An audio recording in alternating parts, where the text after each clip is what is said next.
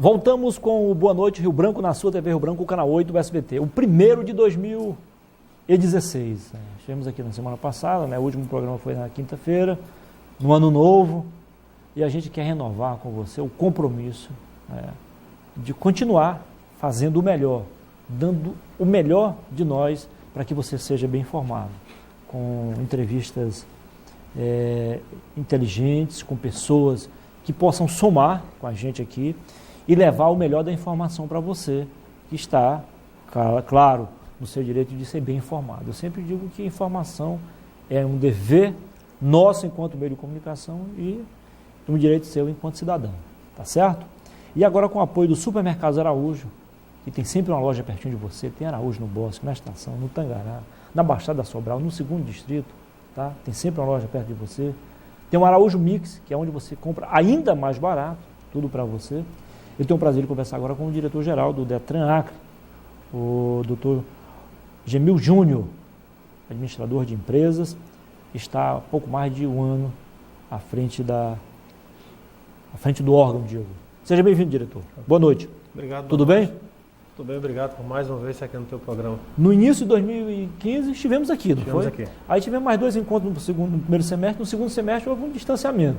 Acho que não trataram bem o diretor não veio mais. Sempre bem tratado. É brincadeira. Muito bem tratado. A recíproca é verdadeira, claro. Obrigado. A gente sempre é bem tratado lá também. Aliás, Floriano entrou aqui agora há pouco e dizendo que foi muito bem atendido lá na coletiva, mais uma vez. Muito obrigado. Ficamos felizes. Floriano é gente boa também. Um dos melhores repórteres da Amazônia, nem do Acre, da Amazônia. Ô, diretor, afinal de contas, alguns números para a gente contextualizar aqui a nossa entrevista, né? Mais de 40 mil mortos no Brasil por ano. O governo investe, ao todo, mais de 40 bilhões no trânsito. E os acidentes continuam, quer dizer, o trânsito mata mais do que a guerra em alguns países.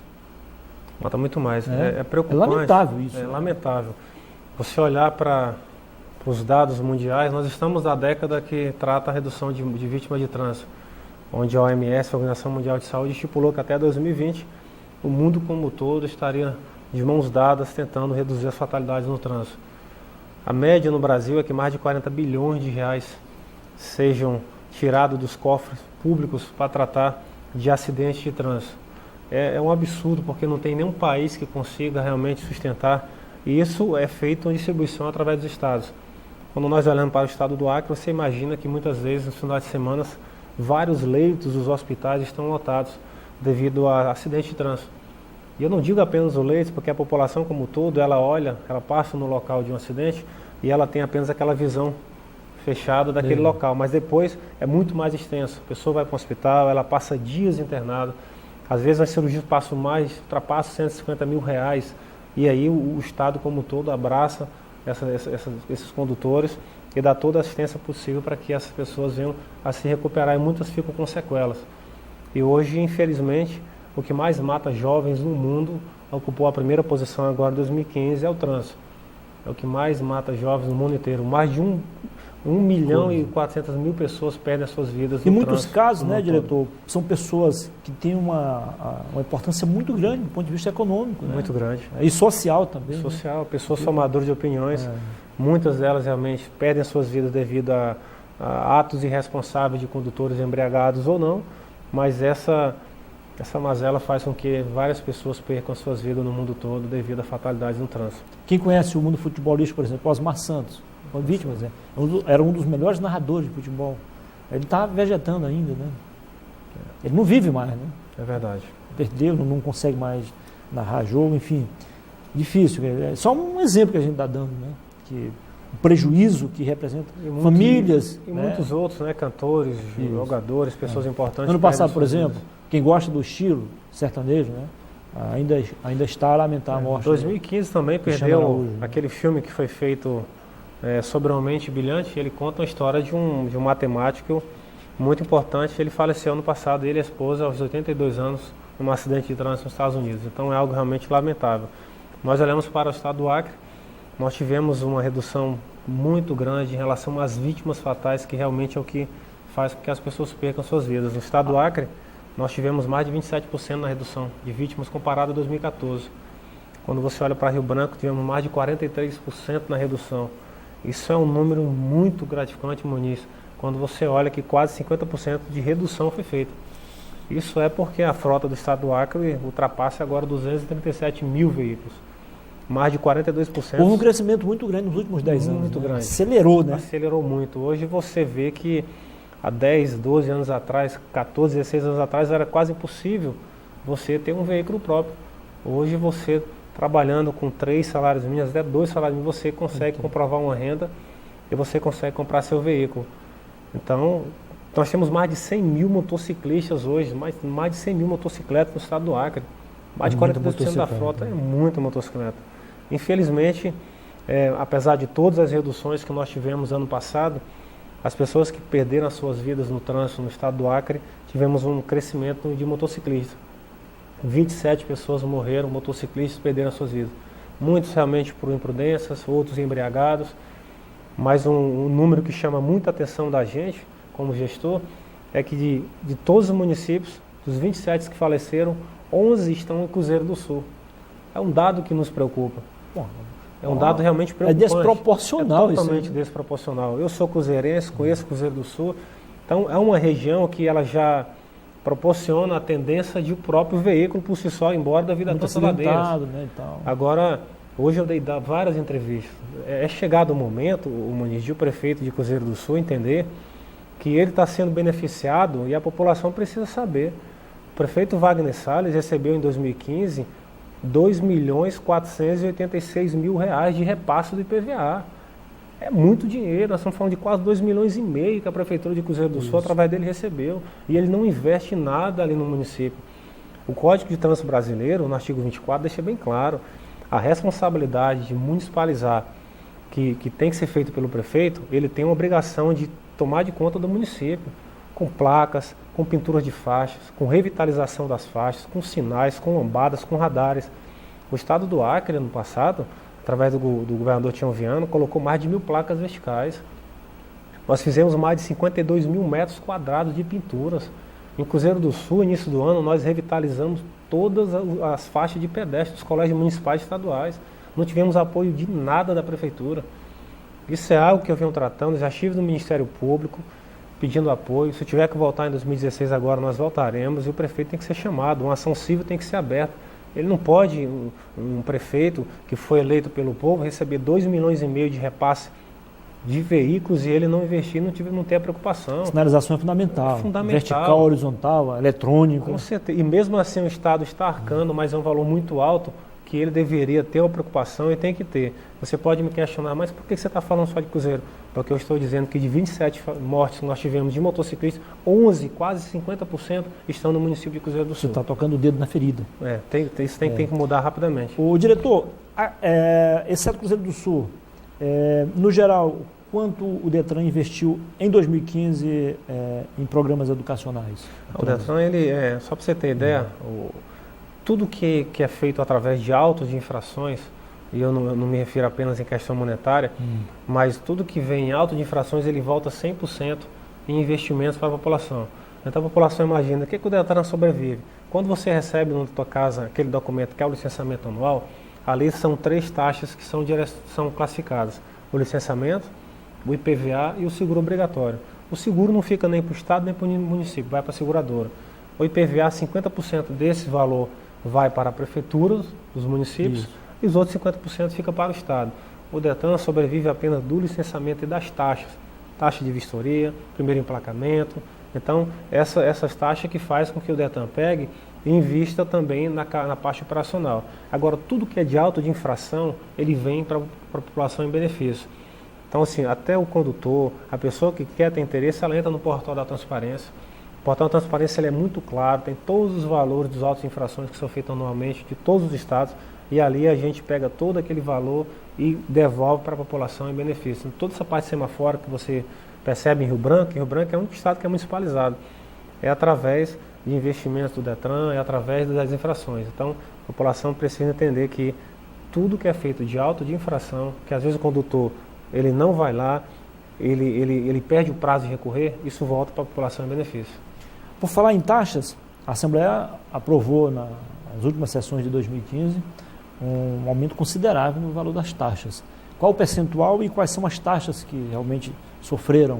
O Detran do estado do Acre, você imagina, nós estamos aqui na parte de baixo do país, de certa forma, e nós temos e continuamos tendo as taxas mais baratas do país. O Detran possui 51 serviços de atendimento para a população, sendo que desses serviços apenas 6 tiveram reajuste de taxas. Sendo que dos 6, praticamente só 4 terão um impacto direto com a população. E não é um impacto tão grande não, Muniz. Se você olhar para o Detran, que tinha uma taxa de vistoria de R$ 22,00 e foi para R$ 39,00, isso aí a gente consegue pagar mal o custo operacional. Você vai para os outros estados... Você serve para carro e moto, esse valor? Qualquer vistoria que o condutor precisa fazer, ele paga esse valor. Menos de R$ 40,00. Quando você vai para qualquer outro estado, como Tocantins, é R$ 90,00. Uma das taxas que teve uma alteração, que foi para praticamente R$ 92,00, é o primeiro emplacamento. Você vai para os outros estados, onde tem fabricações de veículos, as empresas estão lá, é R$ 240,00, R$ 280,00. Então o estado do Acre teve um reajuste mínimo do que já não tinha desde 2008.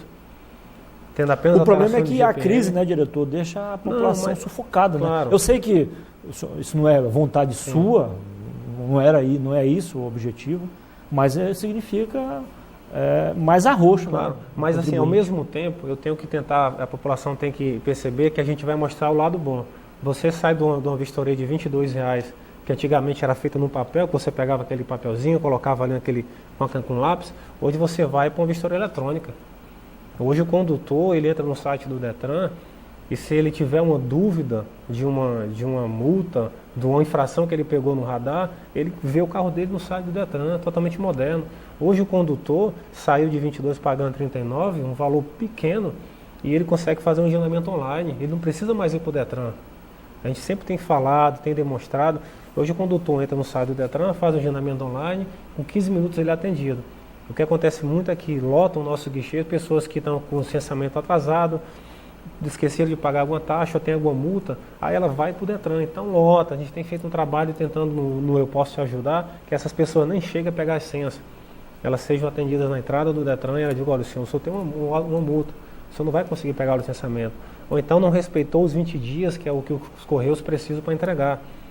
Chegam lá com 10, 12 dias, não vai estar lá. E o que acontece? Na nossa gestão e até na própria Savana, a gente arca com 100% disso aí. Vai lá e a gente entrega a segunda via, sendo que a via original está nos Correios. O atendimento primário continua sendo aqui em frente ao 7º BEC? 7º BEC. Continuamos aqui, lá continuamos na OCA, na estação experimental lá em também. frente à Assembleia, lá não funcionava só a questão do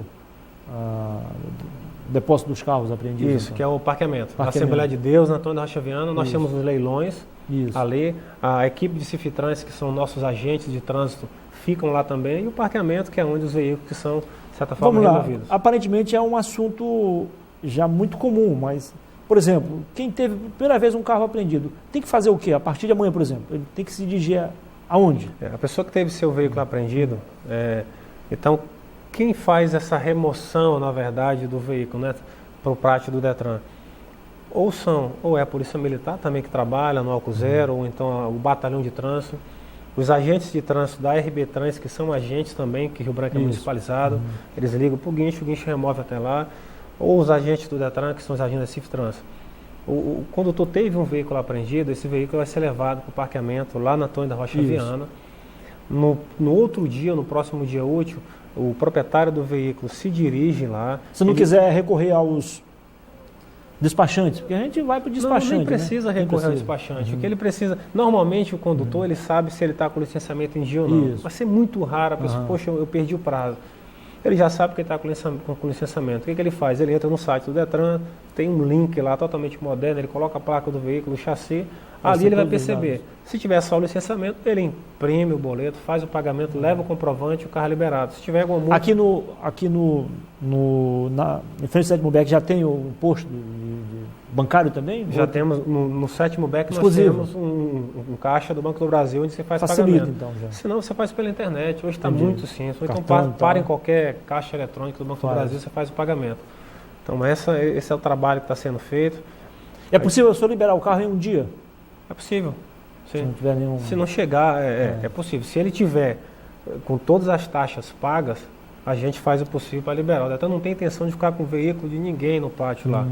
Hoje mesmo eu estava comentando, isso gera um ônus muito grande para o Estado. Por falar em ônus, tem uma lei agora aprovada que em 5 anos vai liberar o carro para evitar pagar a taxa que você chama taxa de estacionamento, não? Não, você fala da estadia lá do carro. Mas na verdade hoje é tão pequeno, você fala, o condutor paga 30, ele paga só os 30 dias. Só pode cobrar 30 dias? Só pode cobrar 30 dias. E qual é o valor da diária? Agora você imagina, ele paga a média de R$5 a diária. É um valor pequeno, Muniz. Nós temos veículos que estavam lá com quase 1 ano e meio. Você imagina o Estado. A partir de 90 dias, o Detran querendo já pode fazer. Agora nós vamos fazer isso. Em 2015 nós fechamos com 7 leilões. Agora, uma coisa muito complicada, né?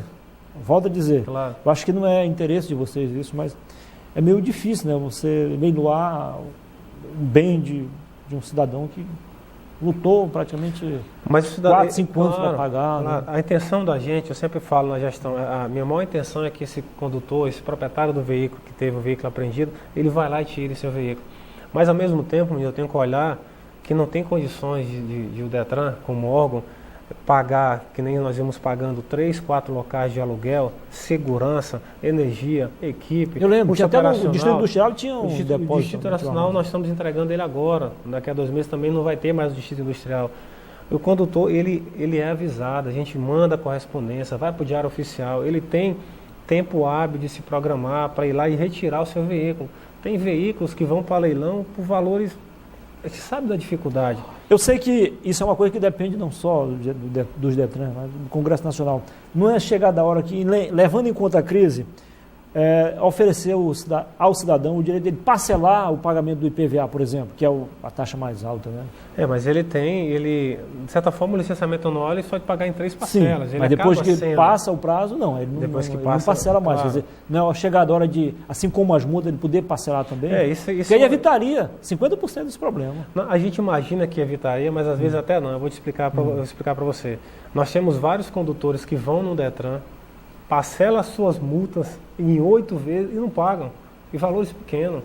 Então é questão da cultura e programação mesmo. Isso é uma esfera muito maior, isso depende realmente das reuniões que nós temos com a UNID, tem que poder na então é algo, uma esfera muito maior, mas que não é algo que não possa ser discutido, com certeza iria ajudar, mas eu vejo que em alguns casos também as pessoas acabariam, que nem acontece hoje, você vai lá, faz o parcelamento, paga a primeira parcela, tira seu veículo e não paga mais. No próximo ano, ele vai estar com problema que tem que resolver. Foi só adiado. Só adiado o problema. Só para encerrar aqui, diretor, em alguns estados, já virou jurisprudência, o fato de o cidadão estar com o carro com IPVA vencido não dá mais direito ao policial a recolher o carro ao pátio do Detran. Vocês estão cumprindo isso aqui já? Em alguns estados já existe. Não também. Existe, mas isso aí é uma determinação de esfera. O estado do Acre hoje, na última reunião da AND, eles estão estudando a possibilidade até que não tenha. Que alguns estados estão indo, mas é uma determinação do estadual. O estado do Acre hoje a gente não pensa em trabalhar dessa maneira, até mesmo porque hoje o licenciamento e esse IPVA ele é distribuído para o município e para o estado. Isso. Todos os estados acabam... porque, por exemplo, eu vi algumas sentenças, o juiz diz que retirar o cidadão dentro do carro dele, recolher o veículo ao pátio do Detran, mesmo que você chegar na casa do cidadão e mandar ele se retirar só porque ele atrasou a prestação da casa própria. Né? Aí é o seguinte, um detalhe, ele diz ainda, o IPVA é um problema entre o Estado e o cidadão, não tem nada a ver com o Detran. Só que tem a questão do licenciamento, que é o do Detran, o licenciamento e o seguro obrigatório. Ele é uma taxa única. Na verdade, tudo embutido. É que nem você falou. E aí? Pode se tornar sendo jurisprudência, mas ele não é algo determinado nem pelo Denatran. Então, não há uma determinação, que nem teve agora em janeiro, a Lei Federal 13.146, que determina que agora o condutor que parar em vaga de idoso deficiente, que para mim foi ótimo, eu acho que deveria pagar até mais, vai pagar mais de R$ 127, natureza grave, vai perder 5 pontos. Só que tem um detalhe, o agente de trânsito hoje, com a lei federal, ele pode entrar em qualquer lugar, em qualquer estabelecimento e mandar guinchar o veículo. Então isso é algo, porque a pessoa passa a vida inteira trabalhando, ela não tem o direito de ter a vaga dela preservada. Muniz, nós passamos uma semana nas faculdades, quase 100% não respeita, para na vaga de idoso. Eles não respeitam. A vaga está do lado, para ele para na vaga de idoso, para na vaga de deficiente. Então hoje um agente de trânsito, partir do começo de 2016. Vou dar um exemplo, ele pode entrar em qualquer supermercado e se um idoso também que tiver o cartão, mas esquecer, ele vai poder ter o veículo dele apreendido, porque tem que ser respeitado. Um dia desse eu vi o cara reclamando no supermercado. O que eu vou fazer? Quer dizer, aqui eu não posso aqui porque é do idoso. Claro. Ali é do deficiente. Eu não sou idoso nem deficiente, então eu não sou cidadão também. Não é por aí também. Mas ele é cidadão. Problema, Se ele levar em consideração que ele, como cidadão, ele tem 90% das vagas, o idoso só está tendo 10%. É uma questão de... E ele pode também andar um pouquinho a mais. Pode estacionar mais longe. Há um questionamento muito grande. A questão cultural também. Questão cultural. As pessoas falam no Brasil em relação ao trânsito, mas você vai para muitos países da Europa, você, se for multado, você tem que pagar na hora, senão seu carro não sai. As pessoas param em vagas erradas nos Estados Unidos, o carro dele é bloqueado por uma esfera de metal. Na mesma hora, ele é trancado, o carro não sai ali se ele não pagar na mesma hora. A pessoa comete um crime de trânsito nos Estados Unidos, ela vai para a cadeia. Então o trânsito brasileiro dá muita oportunidade para que os condutores ainda tentem se remodelar e mudar a sua cultura atrás do volante. Mas infelizmente é uma cultura que está sendo trabalhada, mas nós vamos continuar fazendo o trabalho de educação para reduzirmos as fatalidades no trânsito. Teríamos outros assuntos aqui importantes, mas infelizmente o tempo acabou. Eu quero agradecê-lo e parabenizá-lo pelo trabalho. A gente fica devendo para uma outra oportunidade. Obrigado, agradecer primeiramente ao governador Tião Viana pela confiança, pela ajuda, ele como médico ele tem dado, pelas cobranças que nós sabemos que são muito importantes e com que fizeram com que o Estado tivesse tantas reduções de vítimas fatais em 2015. Obrigado a você pela oportunidade mais uma vez. Conversei aqui com o diretor-geral do Detran Acre, Gemil Júnior. Foi um prazer. Obrigado. Sucesso. Obrigado. Parabéns pelo trabalho. Depois do intervalo, eu volto para falar sobre o atendimento, a central de atendimento, a OCA. Vou entrevistar a professora Margarete Cavalcante, que é a diretora-geral da OCA Rio Branco e também de Chapuri. Até já.